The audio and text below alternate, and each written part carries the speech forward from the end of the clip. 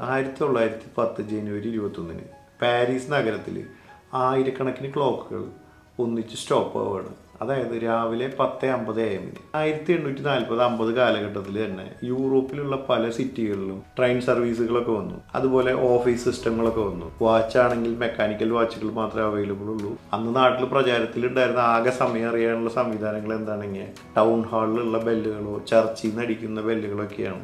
സമയത്തിന് ഭയങ്കര ഇമ്പോർട്ടൻസ് വന്നു. എല്ലാവർക്കും സമയം അറിയണം. പാരീസ് സിറ്റിയിൽ സെൻട്രൽ കൺട്രോൾ ഹൗസിൽ ഒരു മാസ്റ്റർ ക്ലോക്ക് ഉണ്ട്. ആ മാസ്റ്റർ ക്ലോക്കിൽ സമയമായിരുന്നു ബാക്കി എല്ലാവരുടെ ക്ലോക്കിലേക്കും സിങ്ക് ചെയ്യാൻ പോകുന്നത്. ഇത് ഒരു 10 പൈപ്പിൽ കൂടി, ഇത് കിലോമീറ്റർ കണക്കിന് സബ്വേയുടെയും മെട്രോ ലൈൻസിൽ കൂടിയൊക്കെയാണ് സിറ്റിയുടെ പല സ്ഥലങ്ങളിലേക്ക് പോകുന്നുണ്ട്. ഈ ക്ലോക്കുകൾക്ക് ഒരുപാട് സ്പെഷ്യാലിറ്റികൾ ഉണ്ടായിരുന്നു. ഈ ക്ലോക്കിനൊന്നും സെക്കൻഡ് ഹാൻഡ് ഉണ്ടായിരുന്നില്ല. പാരീസ് ഒബ്സർവേറ്ററി അവിടെ വളരെ ആക്യുറേറ്റ് ആയിട്ടുള്ള ഒരു ക്ലോക്ക് ഉണ്ട്. പ്രധാന ഒരു ചോദ്യത്തിന്റെ ഉത്തരം ഇനിയും പറഞ്ഞിട്ടില്ലേ.